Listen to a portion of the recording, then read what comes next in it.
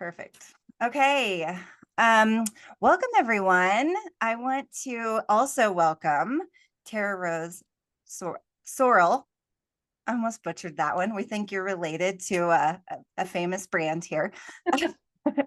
Today we're going to talk a little bit about scarcity mindset to success and that mindset makeover for healing professionals. So kind of focus on that group today. So I welcome everyone that's joining us and I welcome you. Thank you for coming.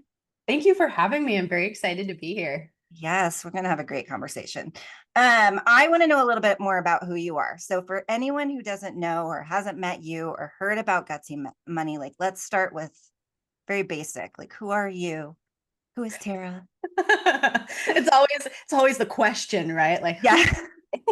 that intrinsic curiosity. So, going way back, I was trained in energy medicine in 2007. I grew up in the holistic nutrition, peak performance, disease reversal fields, like from the time I was very little, and then got trained in that. Went into that work. So, have a lot of experience alongside naturopathic doctors, working with them in their practices.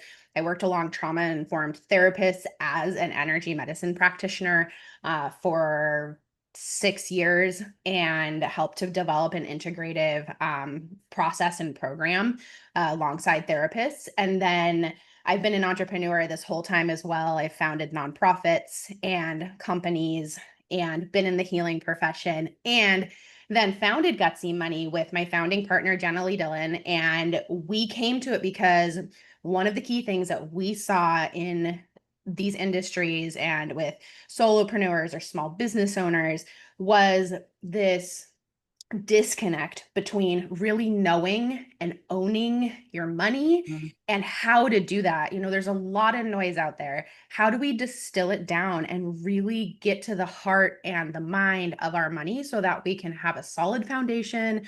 We can feel really confident about where our money's coming from, where it's going, how to grow it. I mean, can we have the conversation about generational wealth? Can we just go Yeah. beyond the struggle and even beyond thriving? Like what would it look like to be so solid that we know it's going to move forward? And so Gutsy Money was born, and we focus on those foundations through bookkeeping and financial education, and then the money mindset and psychology piece. So we love I it. love that. I Love it. love that. I mean, there's so much sometimes shame around like what our own beliefs around money or how to even ask. Like, I don't really understand this, right? There that makes us feel a little shy to ask. Someone that's like throwing around that language if they've got bookkeepers or even if they don't. And Yes. we're going to get the opportunity to talk to your partner in here. So I'm excited for that and to have a deeper conversation around that at some point. But Yes. here, the mindset, right? Like, I imagine it was born out of you can't escape it, right? As you're having these conversations about people's books too. Yes, absolutely. Several months ago, I actually took a client hiking, and I've known this client for a long time, and she's really struggled with the money mindset, and she's actually made great money as a therapist. She's a marriage and family therapist, and she's done it for 10 years now. And but we were on a hike, and we're just working like, how can we, get that bilateral brain stimulation and get out and get reconnected? And she stops in the middle of the trail and just tears stream down her face. She's like, okay, I'm ready. I can celebrate this now. And she's like, I just got back to my $10,000 a month. And she's a solo practitioner therapist. And it was such a big deal because in the previous years, it had really dipped for her. But that shift that had happened, right, from the scarcity, and if I can't talk about it, and if I do, it means something about me, to like, okay, like I'm Yeah. free. I'm free. I'm free to talk about my successes with money. And that was a really meaningful moment. Yeah. I mean, I see in a lot of Facebook groups, therapists will proclaim, right? I'm going to make 100,000 this year, Yeah. which really is the 10 grand, right? A month or a little more or a little less in some cases, depending on how much you're working. Yeah. And or they might say, I'm going to make 150. And in some groups, I see this amazing support of like, you go, right? And in other groups, even within our craft, I see a lot of tear down and a lot of that, the mindset coming in, right? Of scarcity and like, all of Mhm. this stuff coming up. So people are afraid, even in our profession, to like say and put it out there in the universe, Yeah. right? Of like, I want to make more money. And can we be allowed to do that and have those feelings without guilt or shame from others, Absolutely. even, let Mhm. alone ourselves? Absolutely. Absolutely. The guilt and the shame run deep, and it's cultural, right? It's Yeah. programming, it's how we're raised, it's who we're raised around, and it's Mhm. intense. Yeah. And yeah, it's real. I love that. I love that you went on a hike. I love that you with some your client, right? You're just like doing the work in the field Yeah. and I think I say this over and over, but I think as therapists, we love to work with people that get us too. And even like, the similar language too with your background and knowing the field. So I appreciate that and being able to speak the same language. So It's refreshing, isn't it? It's I just know. like, gosh, like everyone has their own language, and it's fun when it's like, oh, yeah, we get you. Yeah. Yeah. I mean, so thinking about that, right? The clients that you've worked with or just in general, how do you distinguish between like being financially mindful and operating from that scarcity lens? Oh, I love that. And I always think about how the subconscious mind lives in the body, and how so often, subconscious programming, which we're all very familiar with, is running and running. And so when we look at scarcity mindset, a lot of times it's that program that's been programmed into us, and then it's that triggers that internal feeling, and all of a sudden we're anxious and we don't even know where it came from, and it was a thought maybe that was fleeting or a trigger in our environment, and so now we're back in that scarcity. And so there's this distinct like pivot point that I've seen between the scarcity and then the mindfulness. And when we move into mindfulness, we can start in our body. There's power in starting with the body and taking that breath and coming back and like asking, okay, where do I feel this? Is it, my heart's racing, my brain or my head feels hot. Okay, interesting. All right. So is what I'm feeling truth? Meaning, like, does it have some kind, do I have a $7,000 bill coming due and I don't have the money? Or is it just coming up and it's something that's happening inside of me? Mhm. And so identifying first and just being with and taking that moment, and then looking at, okay, when we're mindful with our money, we can take a look at it. We can decide how we want to spend it. We can, if we want to build a budget, we can. Budgets are kind of a nuanced thing because people can feel really confined and like by them. Mhm. But even if we're just saying, hey, I know that I want to bucket these different things and then I'm going to spend mindfully, how are we spending our money? What are we spending it on? Are we doing something where all of a sudden we're like, oh my gosh, like I'm just going to make this purchase and then I'm just never going to like over purchase again, right? Like, I don't know if you've ever done that or anyone who's ever done that, where it's like, okay, or it's like eating a food, like I'm just going to have this piece of cake and then I'm not going to eat cake for a month, right? It's this It's like, extreme, one or it's, the other. Yeah. yeah, I'm going to take this and then I'm going to deny myself of something. And so really coming into that space of how do I want to spend my money? What does my money look like? Paying attention to money. Money is a relationship. It's an energy. So Mhm. we pay attention to it with interest and curiosity and care and love. I mean, it sounds so fluffy, but it's really not. Like you open your bank account, you're like, woo, yes. Yeah. Well, and even starting from one, I love that you talk about with slowing down, right? And in the same way, we want someone to recognize those, signals when if you're displaying anger, how do you know it and recognize it in your body, right? So like just really slowing down and that mindful piece, like physically doing that, Mm-hmm. right? I think is so important. And yeah. And at the same time, right? Then recognizing like what when we think of the word money, Mm-hmm. does it go to like a negative connotation? Is it positive? Like, what's the words that come up? I think can be so powerful just in that, right? Absolutely. Yes. And like give you a glimpse of what is your story of money and how does that shape how you move through the world? It's the way that, right, other parts of our lives, right, can shape how we behave. Mm-hmm. I'm like, I think about it in my own the messages of as a child, the things that you hear from parents, right?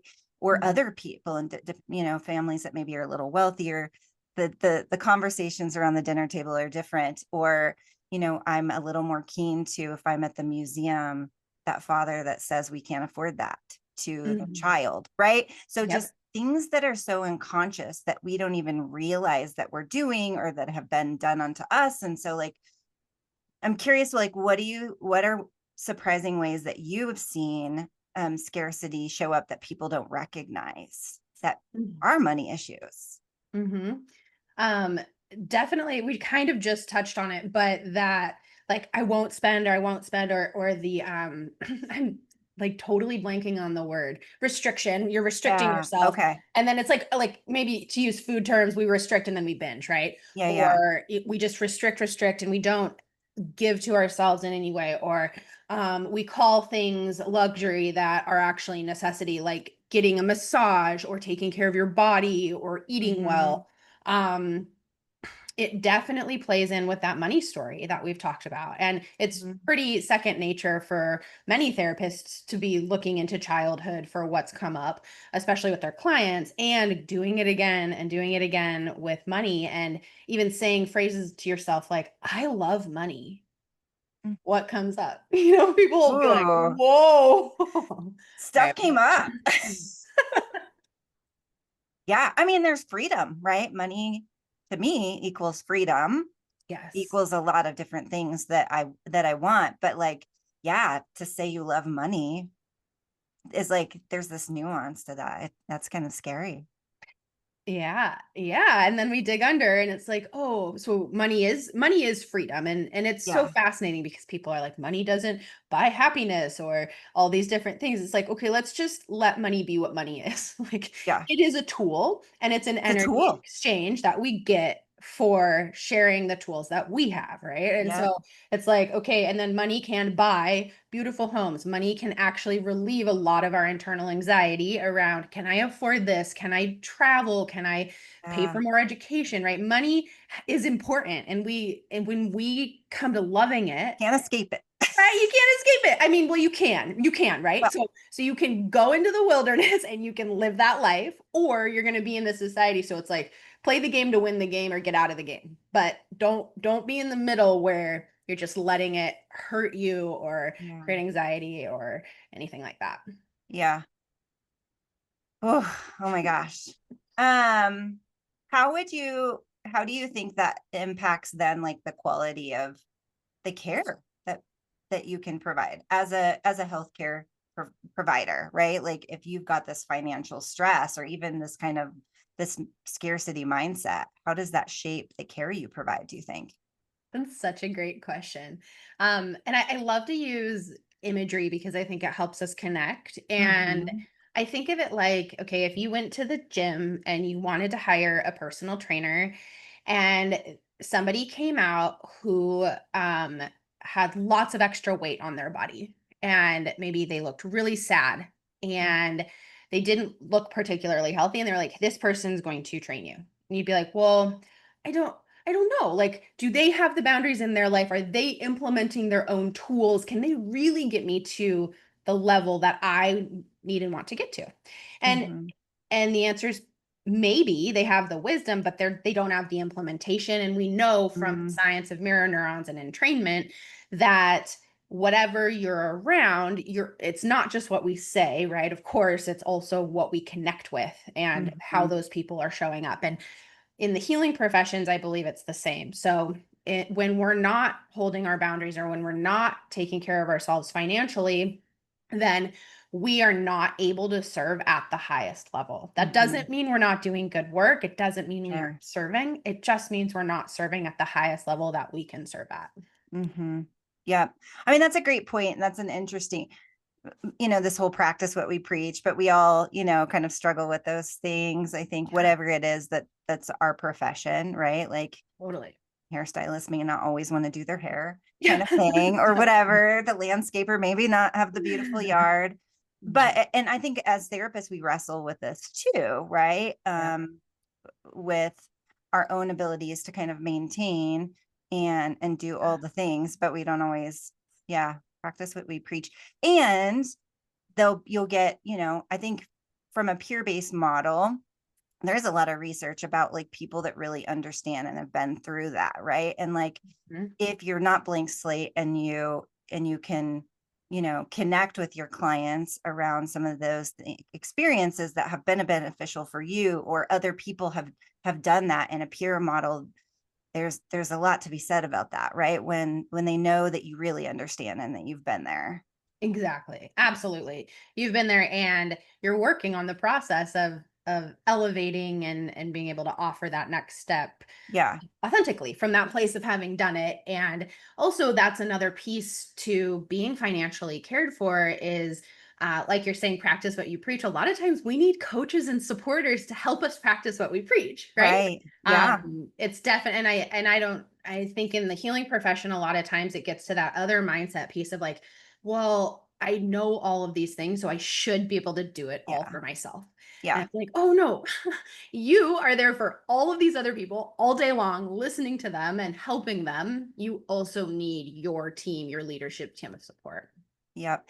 The other things that I think of that come to mind, answering my own question in a way, is like, if you come from the scarcity mindset and you're financially stressed, you might take on clients that really are not your ideal clients. Yes, you could work with them, but maybe you're not jazzed to, maybe it's not your strong area.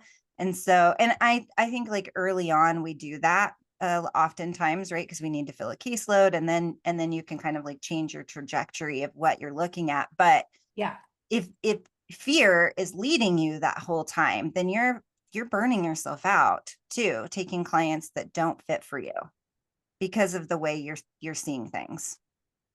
absolutely. Absolutely. And I think we end up doing a disservice to those clients. It's like, oh, Yeah. I just want to help everybody, or I want to help you, and I maybe want to charge less or whatever that looks like.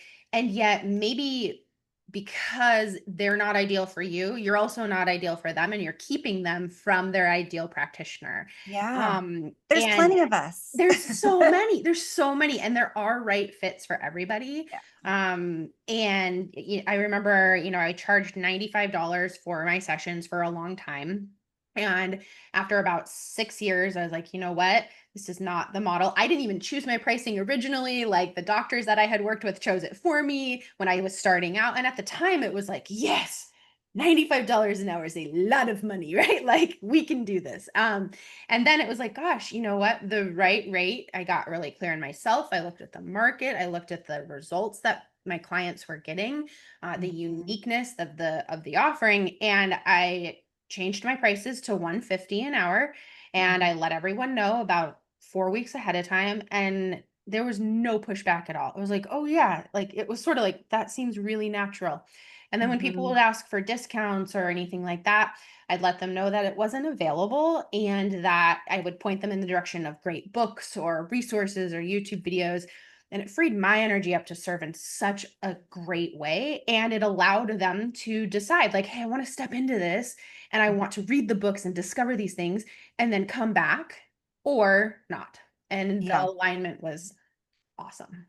Yeah. And even that can bring, that's a gap that's maybe bigger for some, right? I see a lot of therapists that are like freaking out over $20, $40, right? Certainly. To make that jump feels Yeah. scary. What if I lose all my clients, right? And so like something like that, or turning someone away and not working with them anymore, could definitely bring up some stuff that there's something there to work on, right? Yeah, Mhm. that comes up for you. Yeah. That's a big one, I think, for therapists, especially who want to move into more private pay away Mhm. from insurance for whatever reason. And so there's this fear that all their clients are going to go away. Mhm. Yeah. Yeah, yeah, and I'm just over and over and over, so it's gotta be a universal law that when we make space, the space has to be filled, right? Mhm. So a lot of times clients aren't going to blink and they're going to be like, "Great." You can also, offer that option to taper them up, like, "Hey, this is coming." Mhm. And if that jump feels big, we can go 15 and then 30, whatever that looks like, and or I can refer you to someone, right? We're Wow. still being of the utmost service. And then if you refer to someone else, someone's going to like fill that spot that's more aligned. it happens every time. Yeah. I had a client who, well, I still have this client. They're on a reduced fee, Mhm, but even when I increased my rate, I said, I'm going to raise yours $20, which feels reasonable. mhm. It's just another 20, it's not a huge bump. And then like we'll reassess, like maybe moving up a little bit where it's more closer to kind of like the range that I have for a reduced fee rate. And it was no brainer to her. She was like, oh, absolutely. Yeah. Like that was doable. Right. And her life had improved financially in some other ways too. Right. Mhm. But she didn't even bat an eye. And that felt so good to be Yeah. able to do that. Right. And like it was, it was fine. It was Yeah. fine.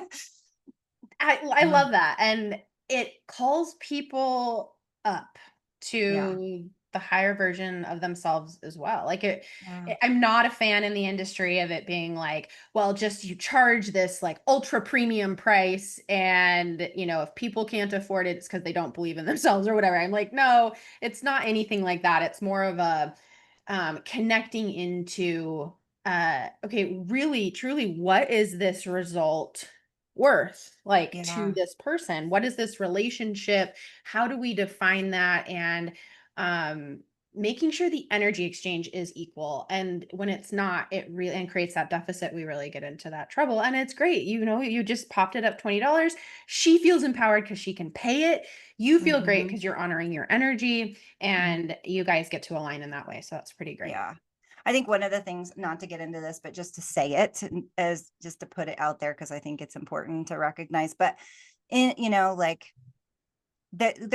it's great that as on the other side and that there's and within insurance, we have copays, right? Like that's great for Uh-huh. people. So we don't have to pay a ton, but at the Yeah, same time, it devalues in a sense, or it that can be makes viewed sense. as devaluing to the provider, right? When you're only paying your mind is thinking, I'm only paying $30 for this because you don't see the money exchange on the other side of like what the session is actually being paid or worth, Mhm, which is, I think, messes with people, right? When we're thinking about, oh, all of a sudden I don't take insurance, right? And then the mhm, gap becomes big for mhm. people. So I just want to like name Yeah, that yeah. that piece. So, all right, So I want to get into like something a little meatier as we talk about problems too with like the pricing hurdle. But we when we talked, something else was coming up too that I think is common. So a common hurdle is pricing, right? Like what do I price for my session fees, cancellations, and like feeling difficult for a therapist to put a price of 150 or even 120 or 180 or whatever they want to charge versus maybe like what they are, and yeah. kind of getting tangled up in like what's coming up for them in that, Mhm, and that fear. And one of the things that we talked about was worth. mhm, And mhm. so speak a little bit about that for me. I think this is just so juicy. So, because there's so much rhetoric or teaching out there today, especially in the online business space, about charge what you're worth. Whatever you do, you got to charge what you're worth. And Yes. that always was so difficult for me because I'm like, well, I have an actual lifetime of experience. And I'm only like this age, like all these things. I'm like, and it tangled me up. And what I finally realized is we don't charge what we're worth, we charge what the result is worth. And Yeah. you are priceless. We are priceless. We are not like, we don't have a worth. Yes. What was that? Like that. We can't with worth, right? Like we can't really put a number on that. You cannot put a number. You are priceless. You are invaluable. You are the best ever, right? So what is Love the it. result worth that you Yeah. are providing? And then how do we define that, especially in these professions? Well, we look at time in the industry. education, those are very tangible, but those are important. Um, Mhm. what kind of results are you seeing for your clients? How are you so unique in what you do? And you are unique in what you do. How are you Mhm. unique that you can provide something that no one else can for the people you're here for? Yeah. And when we start looking at it as like, hey, we're getting results, because that's what people, if people hire a carpet cleaning company, they come clean their carpet and they do it pristinely, that result Mhm. is worth a certain amount of A money. little more immediate. It's a You little see more that a immediate. little bit You more. see Yeah. it, but your energy is immediate. Your presence is immediate. Your ability to come and be with somebody and be a reflection and a supporter and a therapist is immediate. And those things have a lot of value. And so we Mhm. can look at assigning the value to that based on the results. And I think that is a huge pivot. Can you just say that one more time? Not the whole thing, but like just that idea of like Yeah. worth versus results versus worth.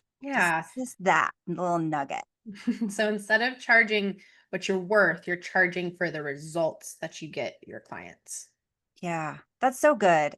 I that feels so much better, right? As a therapist, I talk a lot about kind of like pulling away from that language Mm. that's really hits your core, right? And how Mhm. we talk to ourselves, how we the words that we put out in the world. And like I think that's another piece, right? That as therapists or anyone that's charging a rate, right, can get stuck in what is my Mhm. word? How do I quantify that? Yeah. Right? I want to make this, but also maybe I'm struggling with that number and wrestling back and forth. I know I pivoted between these two particular numbers for a while, went up for a little bit, and I still wasn't comfortable with that number.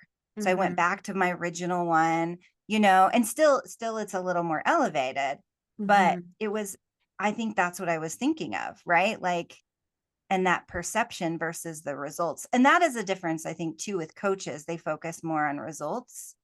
And Mm. it is difficult sometimes to quantify with some of our clients as well when, unless you're doing intensives or something else, therapy could go on for a long time, right? But there's results that happen, right? We all have goals that we're working Mhm. towards with our clients. And Mhm. so how we have to learn how to speak to that in our Mhm. marketing, in our language to our clients. And I think even switching that can help us with that, the worth versus results. But that's so juicy. Yeah, I love it. and Oh and my it's gosh. you're in the business of relationships and you're still in business. And Yeah. sometimes it's helpful to look to other industries and just, you see people and they just charge what they charge. Mhm, And cancellation fees. We talked a little bit about that mhm. where, it's just business, and it's not our business to um coddle, and I know that's a very strong word, but it's not, and we sometimes I think we tend to because we care so much, but it's not our business to coddle somebody and their financial situation. It's our business to take care of ourselves financially, and we must, so that we can give at that higher level. And I just And can't not burn say out. that. What? And not burn out. That's the thing. And I think so much burnout comes from crossing our own boundaries and lowering our own standards way too much around money. Yeah, and so how do you bridge that gap, right, with the therapists who are like, I really want to provide accessible care, Mhm. right? Which might mean, you know, charging a lower rate. I think there's other ways to do that. But, for them and we all build one of the things that I really try to put out there, right, is like what is the practice that you want to design for yourself, right? Yeah. And like that can change and grow with you. And I think that that's important, but that piece, right? If you want to provide accessible care but you also still need to make a living, Mhm. sometimes again it goes back to that black or white where therapists then are sacrificing themselves more to do this. And so, what do you think are some good ways to even bridge that gap in your experience? Yeah, I love it. I love it. It's so, looking at accessibility Mhm. and can we, so the first thing I always say is like, you can provide whatever level of care and charge whatever you want. Like, Yeah.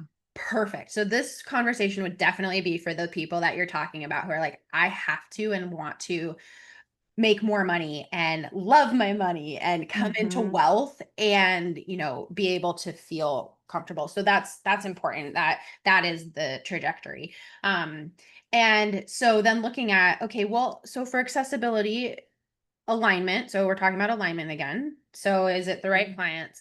Then we say, all right, so we could do groups. Can you Mm-hmm. add groups? Right. Yeah. So you can Yeah. do as many groups as you want. Those can be a lot more affordable for people. They're still getting connection, they're still getting support.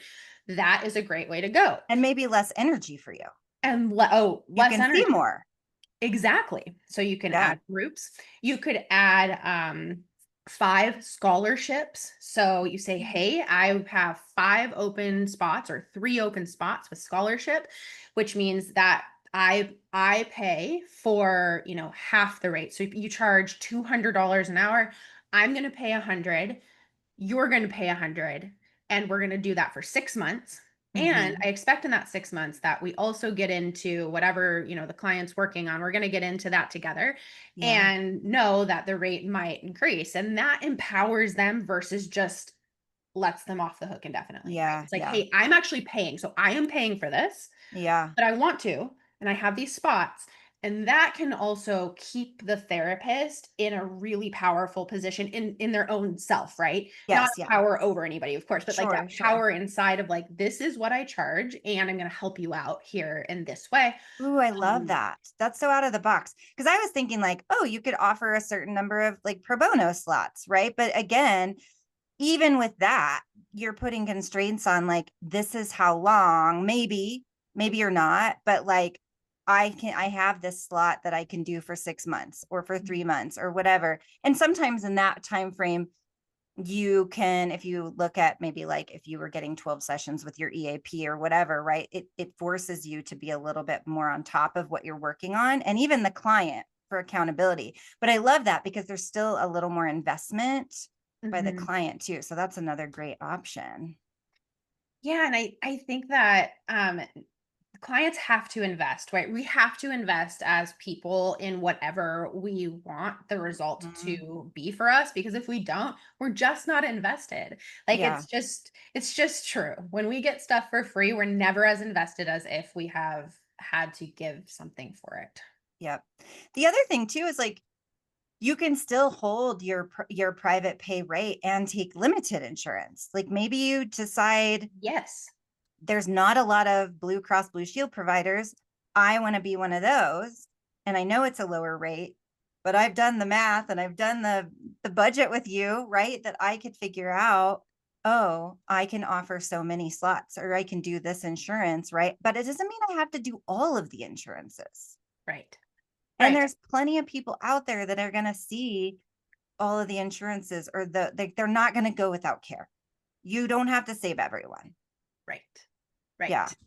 Right. Yes. I love that. And, I think it's getting really clear in your mind, like how much you do want to make in a Mhm. year. So we want to make 250,000 this year. And then let's step backwards. So what's your private pay rate? If you're doing some insurance, how much do you have to do there? Okay. Now, you want 3 groups with these specific themes, and then and then from there, okay, what's your margin that's left? And then you can look at how many pro bono clients, or not pro bono, scholarship clients that you can take on. Because but instead of like you sacrificing and you struggling to support someone else, now you're being fully supported, and all your clients are being fully supported as well. Yeah. Oh my gosh. So good. Such good points. Okay. What about I mean, off the top of your head, even just with some of these scenarios, right? Like, what do you see as maybe a simple shift the therapist could make just even today to start Mhm. changing their money mindset? Just a tip. I love money dates. Say So, more. What is yeah, that? yeah, it's so tangible, but it's also so there's 2 trains of thought Uh in huh. changing your mindset. One is, you really deeply work on the mindset, and the other is take action and it will change your mind. And so I love both, and I love taking action and letting that change your mind. So money dates are every week, put a money date in your calendar, You're going to sit down, you're going to look at your accounts, and you're going to get super crazy grateful for all the money you got to spend or all the money that came in. Like, yes, I loved that Starbucks. And it sounds wild, right? You're like, this kind of sounds hokey. But what's fun about it is you're honoring your money, you're celebrating yourself. You're like, I made those choices, I spent that money. That's awesome. I'm so happy the money was there. And this starts to rewire those neural pathways. So we're having this money date. And if you want to get really fun with it, you can personify your money. You can like pretend, hit like Javier or Oh my gosh, I Rico love that. I was like Suave, already right? thinking like, and is it male? Is it female? Is it genderless? What's my money? Your money, honey. Oh my gosh, how fun.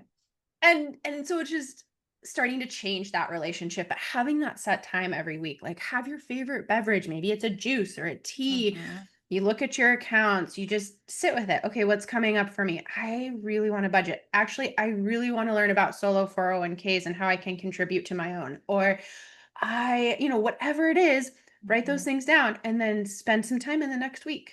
So that money date really starts to rewire our processes. It spends actual time. And from that time, I mean, you're all so smart, it will arise what the next right thing is, and those steps will compound. So we can Yeah. have a whole system, or we can just start with our money dates. And that could be so uncomfortable for some people to Yeah, just do that, right? And to totally. Oh, speak yeah. positively about it, right? I think about it in the same way with like body dysmorphia or like Yeah. sitting with your body and saying, I love it might feel really hard for people.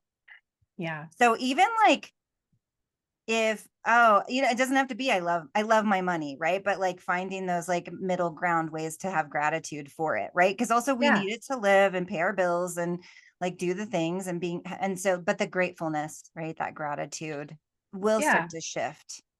Ooh, okay. Yeah, and maybe we look at like loving our money as what we aspire to feel, and that just comes, and I think the sometimes behind that is that idea of like, if I love my money, then I am selfish or dirty, money's evil.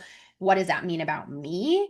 And so when we talk about loving our money, what we're really talking about is sorry, you got a little fragmented for a second on the video. Can you hear me okay? I everything is fine. Yeah, it's a little slow, but for both, but it'll catch up. Okay.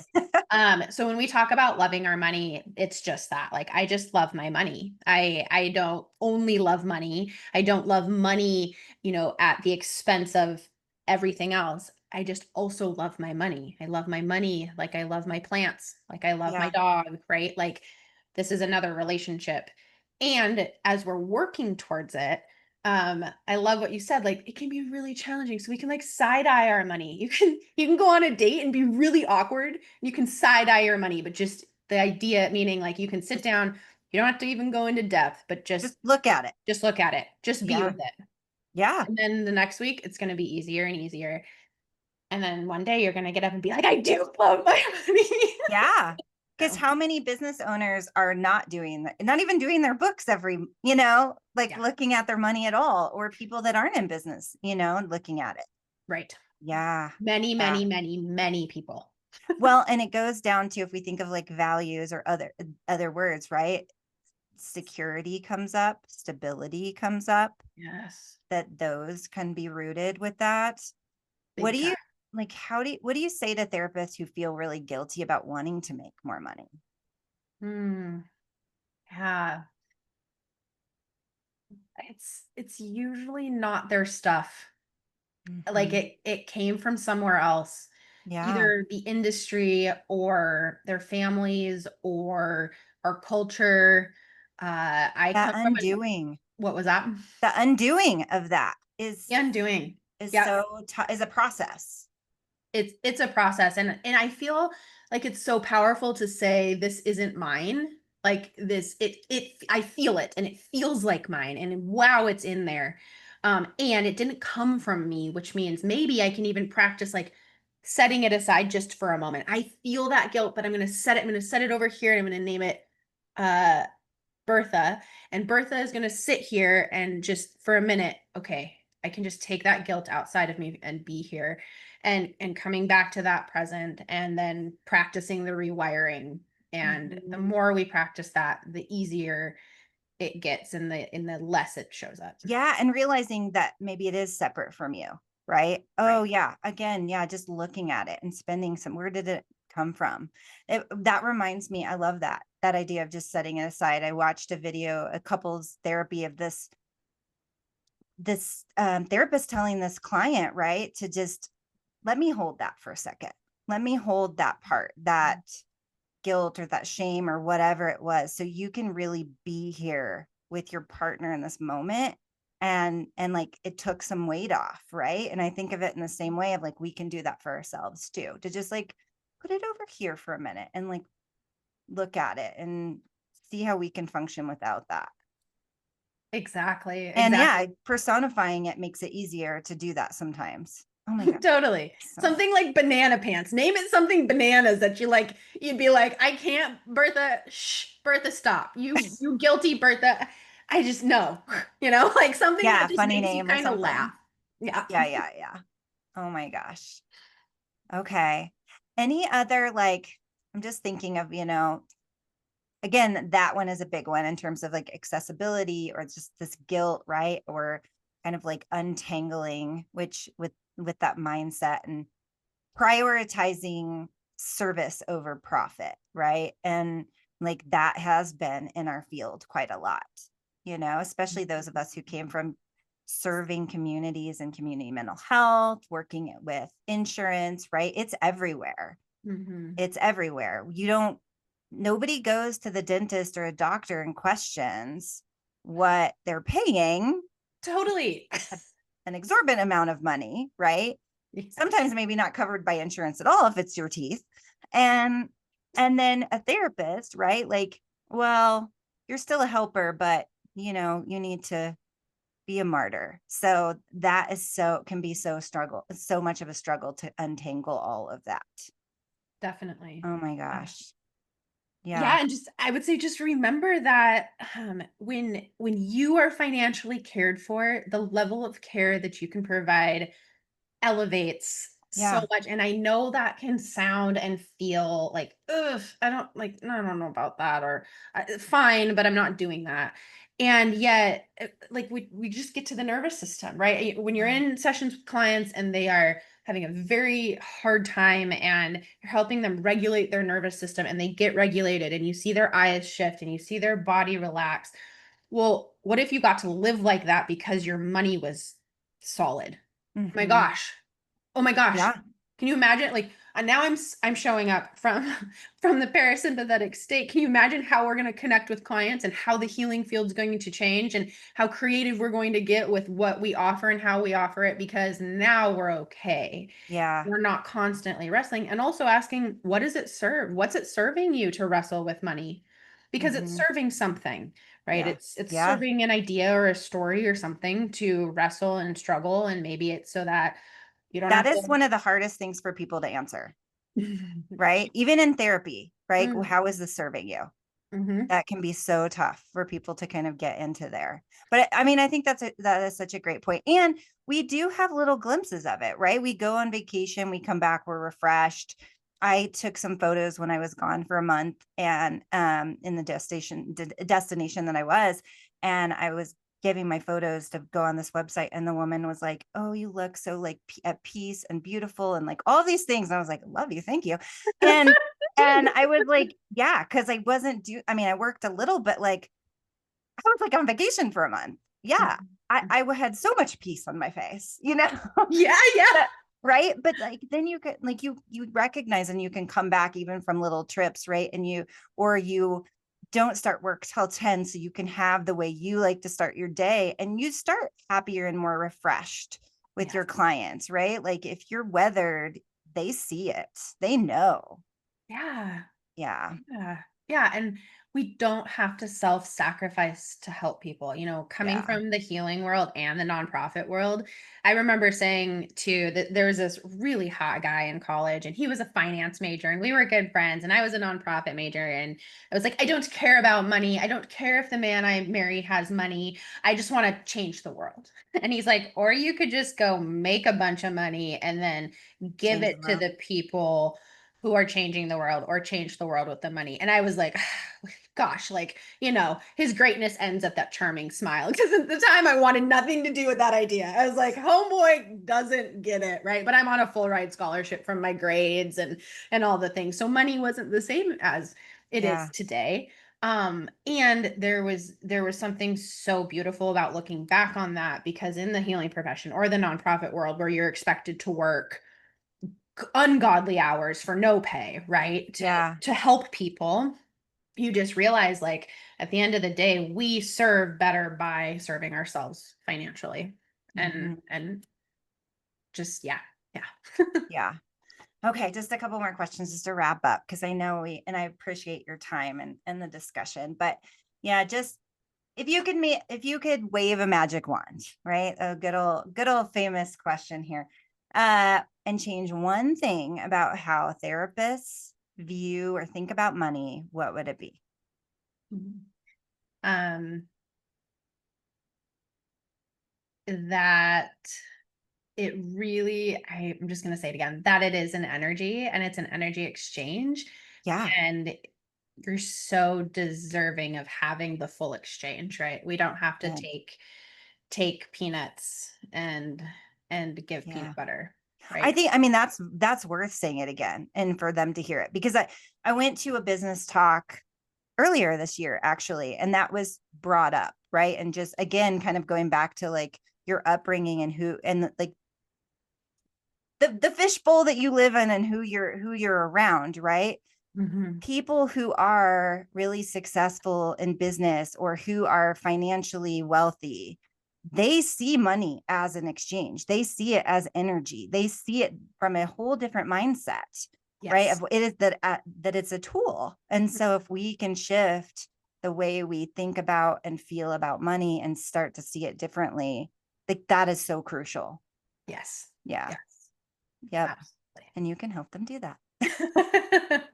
Yes. Yes. Absolutely. So if there's someone out there I know, I'm sure watching today or listening that wants to start building like a gutsy or more grounded relationship with money, I love it. where would they begin with you? How do they find you and learn about working with you? Absolutely. So gutsymoney.co. And we're on Instagram under Gutsy Money, and we have resources and support there. And so that's a great place to start. You can reach out to us, contact us, and yeah, I'd love to chat with anybody who's on that trajectory, because wealthy women change the world, right? And Oh my so gosh. it's like, oh my gosh, please just amass your wealth, serve really big, become wealthy, and then it just ripples and ripples and ripples, right? Like, how do we create that generational wealth? Yeah, I'm trying to like hold a snide comment, but we do. We do good things with our money. Big Yeah. time. Yes, To yes. serve and help others. So yes. Okay, great. I love this. And there's like so many different trajectories that I feel like we could go in the future. And for time's sake, we don't today, but you know, maybe I will feel brave enough in the future. We could do like even like um a mini coaching Yeah, session for the so group, fun. put my vulnerability out there, Let's go. and explore that, because I'm sure that there's some similar thoughts, but that might be a fun thing to play around with. And we'll have your counterpart back for a part two of this to really talk more about the other side of Gutsy Money, which I'm really excited. So those of you watching or listening, make sure that you tune in for all of that when it's coming around the corner in the next month. And thank you for your time today. This was Thank you so amazing. much. Yeah, you're So awesome. many good nuggets. Okay. Awesome. See All you right. guys later. Bye.